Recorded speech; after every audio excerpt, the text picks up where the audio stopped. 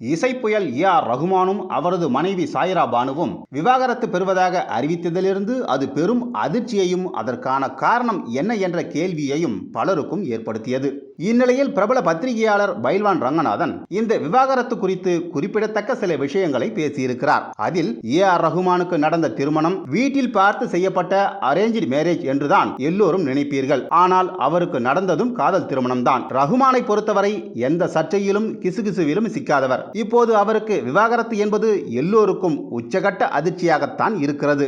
ரகுமானுக்கு இன்னொரு பெண்ணுடன் உறவு, அதனால்தான் விவாகரத்து என்றெல்லாம் சிலர் பேச ஆரம்பித்திருக்கிறார்கள். அதெல்லாம் சுத்த பொய். அவர் அப்படிப்பட்ட ஆளெல்லாம் இல்லை. அதேபோல் இதில் தனுஷை இழுப்பதும் தேவையில்லாத ஒன்று. முக்கியமாக ஏ.ஆர். ரகுமான் வீட்டிற்கு விவாகரத்து என்பது ஒரு பரம்பரை நோய் என்றும், முதலில் அவரது சகோதரி பத்திரிகையாளர் ஒருவரை திருமணம் செய்து கொண்டு விவாகரத்து பெற்றார். பிறகு ஏ.ஆர். ரகுமானின் அக்கா மகன் ஜி.வி. பிரகாஷ் சைந்தவியை காதலித்து திருமணம் செய்து கொண்டு விவாகரத்து பெற்றார். இப்போது ஏ.ஆர். ரகுமானும் விவாகரத்து பெற்றிருக்கிறார். இருவரும் மீண்டும் இணைய வேண்டும் என்பதற்காக அவர்களது குடும்பத்திற்குள் இப்போதைக்கு பேச்சுவார்த்தை நடந்து கொண்டிருப்பதாக சொல்கிறார்கள். முக்கியமாக இந்த விவாகரத்திற்கு காரணமே ஏ.ஆர். ரகுமான் தான். அவர் ஒரு வருடமாக வீட்டுக்கே வரவில்லை என்பதுதான் என்று பைல்வான் தெரிவித்துள்ளார். திரைத்துறையில் டிவோர்ஸ் என்றவுடன் அங்கு தனுஷின் கைவண்ணம் ஏதும் இருக்குமோ என்று நெட்டிசன்கள் பலரும் தங்கள் கருத்துக்களை பகிர்ந்து வருவதை பைல்வான் ரங்கநாதன் முற்றிலுமாக மறுத்துள்ளார். அதோடு ரகுமான் ஏன் ஒரு வருடத்திற்கு மேலாக வீட்டிற்கு வரவில்லை என்பதற்கான காரணங்களையும் அவர் குறிப்பிட்டு சொல்லவில்லை. இது ஒருபுறம் இருக்க, இப்போது